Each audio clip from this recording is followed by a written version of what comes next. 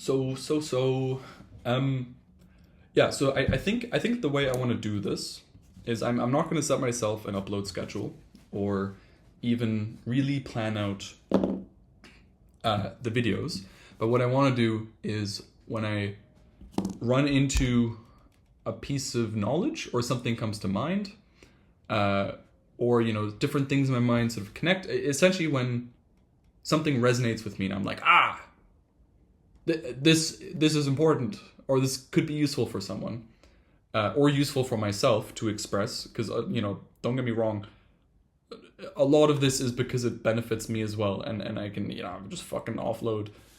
Um, so yeah, and today the thing I wanted to talk about was the idea, and you can kind of use it as a mantra as well. I think it's a really beautiful idea of when I heal myself, I heal the collective.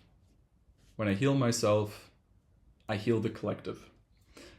And what does that mean? Because I think I'm going to try to contrast it with sort of the scientific standpoint, or how you could think about it from a scientific standpoint.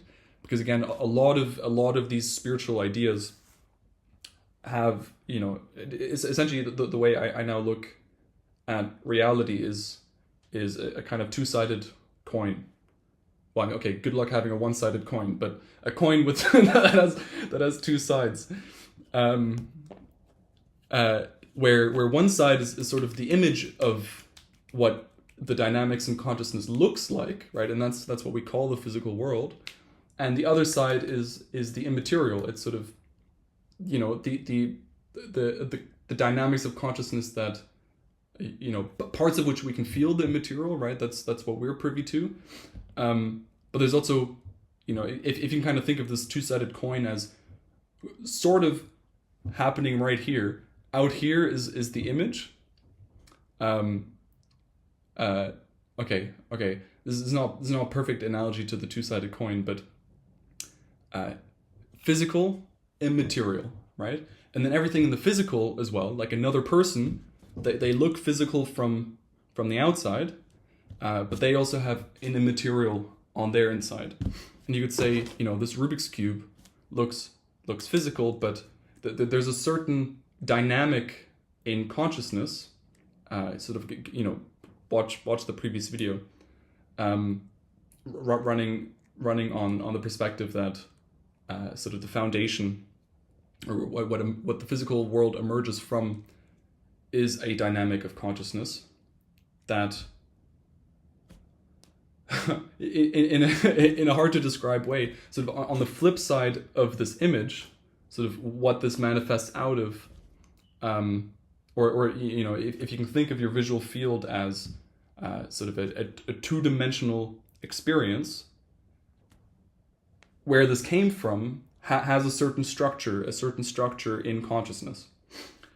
And the reason I forgot exactly the reason I explained that, but it'll become relevant in this idea of sorry.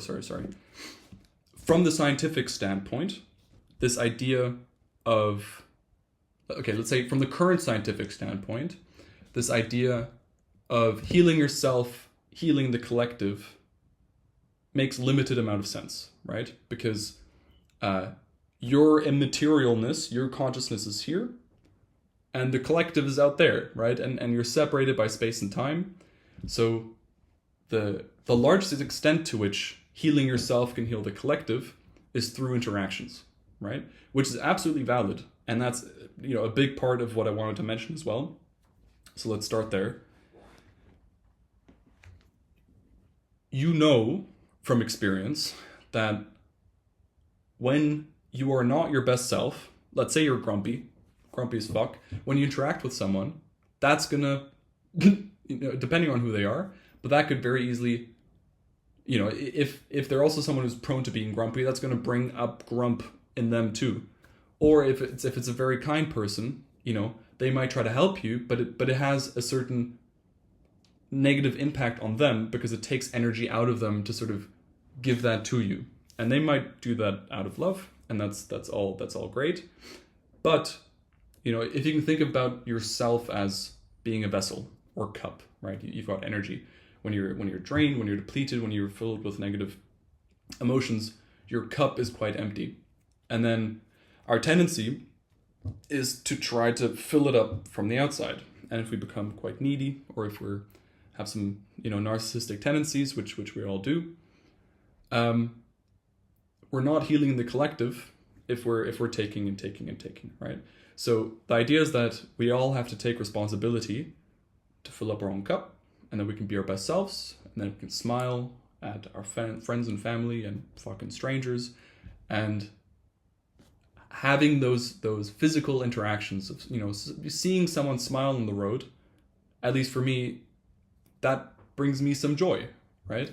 So in this purely physical interaction sense, we can think about healing yourself, healing others makes some sense. However, I think this idea is far more important and far more profound than that. And this goes, at least like the way in which I understand it, goes to, well, I have to give credit to Dr. Rupert Sheldrake. Is that his name? Is he a doctor? I think so. I think he's a doctor, Rupert Sheldrake, and his theory of morphogenetic fields. And the idea is that these morphogenetic fields are these structures or these dynamics that I described that sort of exist behind everything physical, right? So a person has a certain blueprint, a morphogenetic field. You know, in some sense that could be deeply related to your soul, or you know, just the sort of the, you know, call it a frequency, whatever you want to call it. But I think it's more complicated than that, because the morphogenetic field, at least in the way he understands it, goes from the very small to the very large, right? So an atom, subatomic particles, will have a very primitive morphogenetic field, and every electron has a shared morphogenetic field. Every proton has a shared morphogenetic field. Similar structures in how they look physically will have similar or shared morphogenetic fields.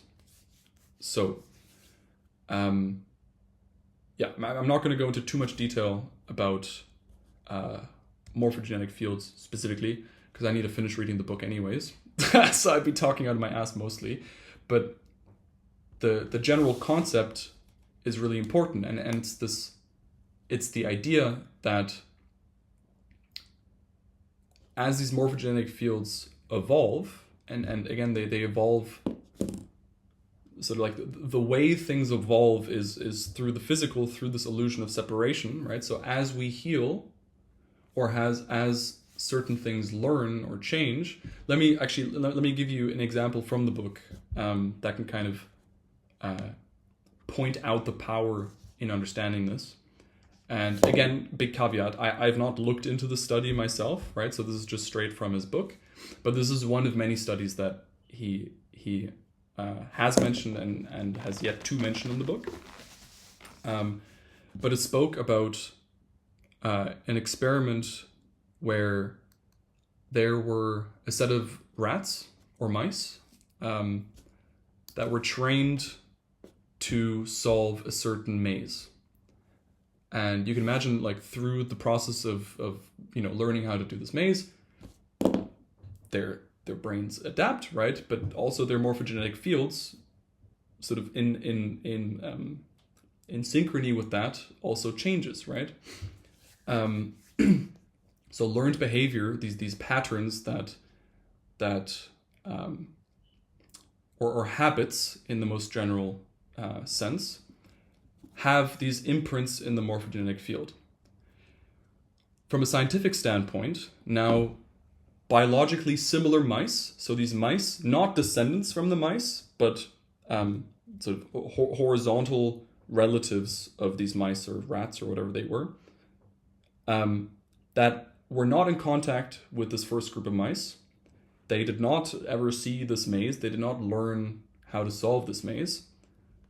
From a materialist standpoint, these rats should have no statistically relevant advantage or advantage at solving this specific maze. Wouldn't make any sense, right? Because the changes occurred in the brains of these mice, not in the brains of those mice. So why would those mice be able to learn the maze more quickly? It's not like, okay, spoiler alert, they did. It's not like they just knew it. It's not like, memory transfer. But there's something about the habit, something about the knowing, something about the learning that was transferred, right? And it had something to do with this abstract dynamic in consciousness, which, again, consciousness is not limited in space and time. The appearance of space and time is a manifestation of consciousness, right? So these morphogenetic fields are non-local. They're delocalized. They're shared amongst everything that has these similar structures. And from that perspective, it makes sense that physically similar systems, in this case rats, and maybe they didn't immediately learn it because it's impossible for those rats to be perfectly similar, right? So their morphogenic fields somehow overlap, somehow interact. It's very hard for me to imagine exactly how it works. But the idea is that there's a certain correspondence and there's a certain habit forming behavior where the collective can learn from an individual, or at least from a group of individuals. The rest of the collective can also learn and benefit from it. Now, when I first learned about that, and it comes up so often because it's such an interesting concept. So definitely check out the book, or definitely check out Rupert Sheldrake at the very least. First, I was like, holy shit! In this whole paradigm of spirituality and staying hydrated.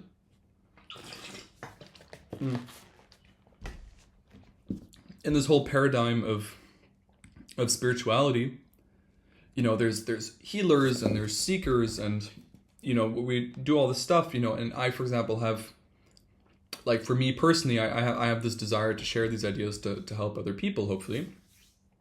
And I don't hold this view, but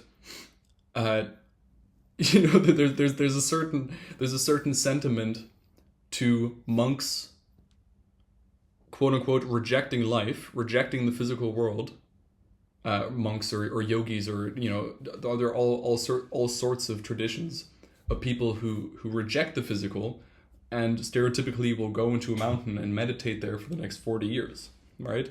And then you can be like, okay, fucking good for you, you've reached enlightenment. What have you contributed to society? And I mean, whatever. I think everyone can fucking do whatever they want. So, as long as you're not taking, which these monks in a mountain aren't doing anyways, doesn't matter. However,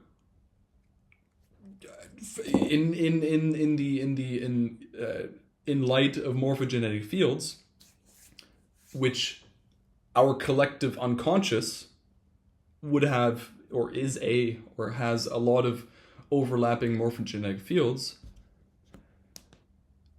the spiritual progress, or the ability to become enlightened, or whatever revelations or realizations that these monks in isolation had,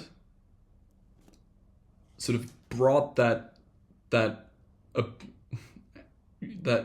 ability, or that possibility, or that tendency. It kind of aligns in some subtle way. Each individual hones in the skills of the collective, right? And this can be from very specific things to very broad things. I think, again, I need to read the book.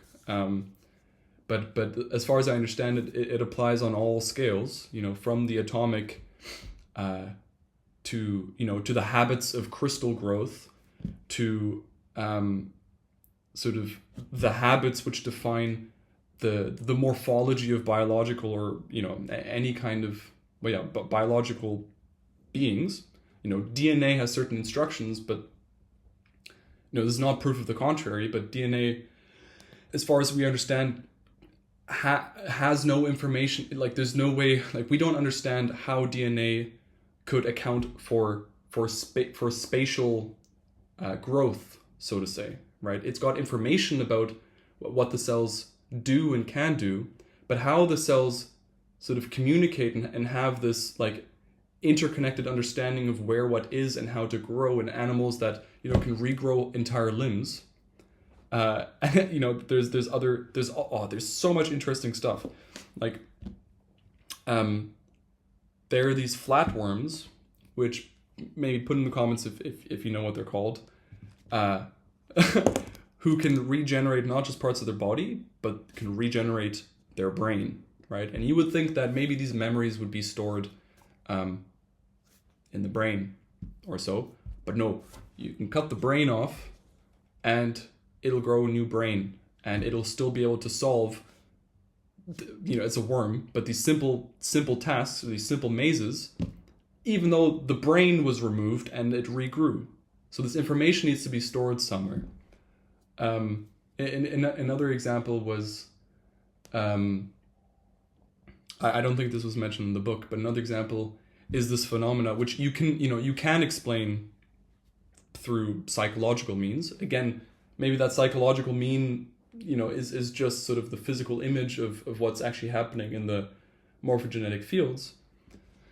But this phenomena of sprinters and other athletes, where you can go decades without breaking a certain time, and then one person breaks that time, and wham, all of a sudden, everyone's breaking that time. And you're like, how? How could... Like, it seems plausible that it's just the belief, that, it's actually possible. And now people realize it's possible, so now somehow they try harder and they can do it or something, right? Maybe. But to me, it seems more plausible that there's something deeper going on, right? Right, okay. So bringing it back from flatworms and monks and sprinters to yourself, and how this idea has sort of been really interesting and valuable for me personally in my healing journey, has been the following. And in a lot of this we feel quite alone, right? Because our mental health issues and our spiritual progress is completely unique in some sense, or at least unique to the people in our surroundings. And in some abstract sense, we understand that sure, there are other people like us out there, but we feel very disconnected from them, right? But now, if you're a keen being of the spiritual talk, spiritual chat, you will resonate with this idea of frequencies, right? And I don't think a person is a single frequency. I think we're sort of this whole superposition of different frequencies, which defines all sorts of things about, whatever. But there's a kind of characteristic to our specific blueprint. And when you meet someone that's very similar to you, it makes sense that they would have a similar frequency, or a similar set of frequencies, or a similar resonant body, or superposition of these morphogenetic fields, and recognizing that, recognizing that, in the broadest sense, you're contributing to the entire collective, but in a much more down to earth sense, you can think of like, I'm sure Soul Tribe has all sorts of different connotations, so sort of run with me. But I mean that collective of people on Earth, or fucking beings elsewhere, who knows, right? That you resonate with in that way, right? Where you share, let's just say for simplicity, a morphogenetic field with, that the things you're going through and the things you're unlocking and the things that you're healing are, I mean, first of all, going to be, not just similar. Oh, fuck, are not just similar to those other people, but that everything you do benefits them too, and vice versa, right? And it gives this very, I don't know, this very held feeling in my view, because at least, if you're on a healing journey, hopefully you're kind of coming to the point, or at least you have the desire to love yourself and enjoy yourself. So there's this understanding, or this intuitive loving of those other people too, because you'd resonate with them, and knowing that, and also being able to sort of offload some of that pressure off of yourself, that you don't have to do everything yourself, right? You're not in this alone. You're quite literally, giving and taking these healing energies and whatever from your little, like, resonant collective, or whatever you want to call it, your little morphogenic field team. Yeah, I don't know. It's a really cool idea, if you ask me, where, and if you're feeling down and you don't really understand why, that's okay. Hold space, right? Maybe other people in your collective are going through something difficult, right? And you holding space for that might be able to help that kind of healing occur as well. Sometimes you might feel really happy and you don't really know why. You don't need to, right? Fucking enjoy it. Fucking, express that high frequency and benefit the people around you. But overall, I think the sort of, like, the value that I derived from this idea is that it's made me feel much more connected, and at least I personally really benefit from external responsibility, right? It's been a real process for me to truly love myself and to truly care about myself. But when I feel like I am working in a team, and that I can sort of heal myself to heal my collective, that's really fucking beautiful and really motivating. And I hope you think so too. Oh, yep.